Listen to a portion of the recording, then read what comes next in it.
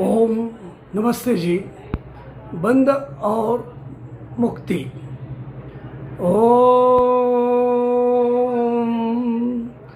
भिद्यते हृदय ग्रंथि छिदन्ते सर्वसंशया क्षीयते चास्य कर्माणि तस्मिन् दृष्टे परावरे।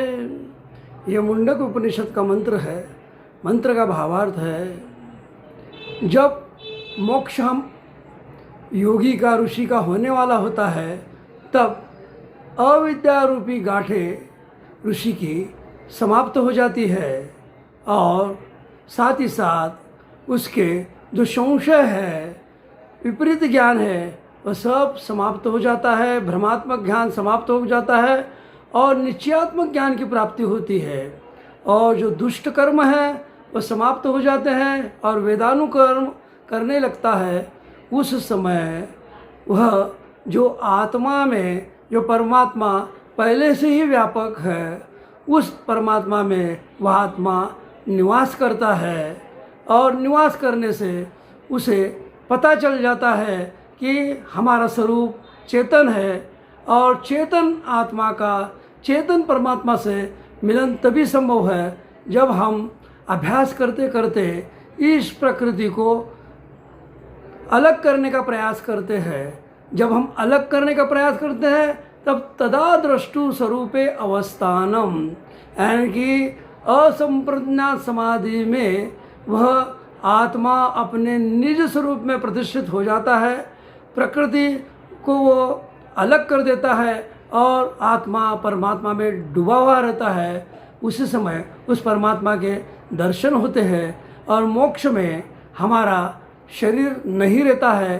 ये स्थूल शरीर और सूक्ष्म शरीर, ये दोनों शरीर समाप्त हो जाते हैं और केवल कारण शरीर, यानी कि जिस शरीर से संकल्प शरीर जिसे कहते हैं, उस शरीर से वह परमात्मा में स्वेच्छापूर्वक बिना रोक टोक के विचरण करता है।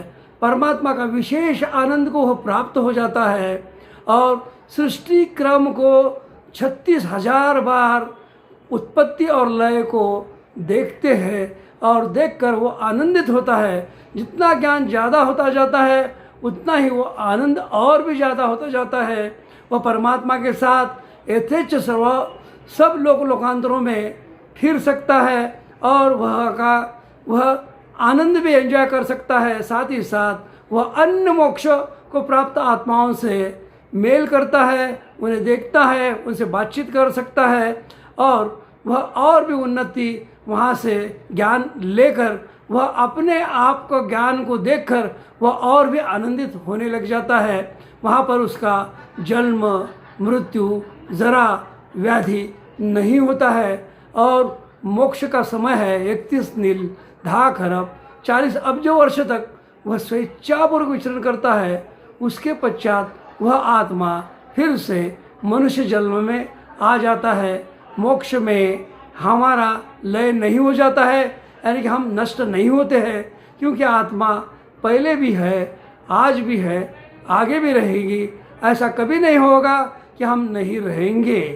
केवल हम शरीर को बदलते जाएंगे, लेकिन हमारी आत्मा अवश्य रहेगी।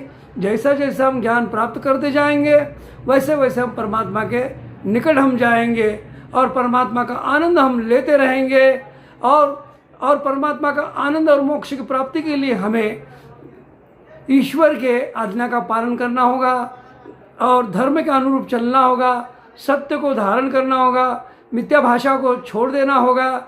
हमें ईश्वर स्तुति प्रार्थना उपासना करना होगा, अष्टांग योग को अपनाना होगा। यम नियम आसन प्राणायाम प्रत्याहार धारणा ध्यान समाधि, इन अंगों को करते हुए देखते जाना है कि जहाँ जहाँ हमारी गलतियाँ हैं उसे सुधारता जाना है और सुधारते समय पाकर उस परमात्मा को पा लेना है। ओम के गुरु मंत्र जपने से रहेगा शुद्ध मन, बुद्धि दिन प्रतिदिन बढ़ेगी, धर्म में होगी लगन। ओम के जप से हमारा ज्ञान बढ़ता जाएगा, अंत में यह ओम हमको मुक्ति तक पहुँचाएगा। अंत में यह ओम हमको मुक्ति तक पहुँचाएगा। ओम शम।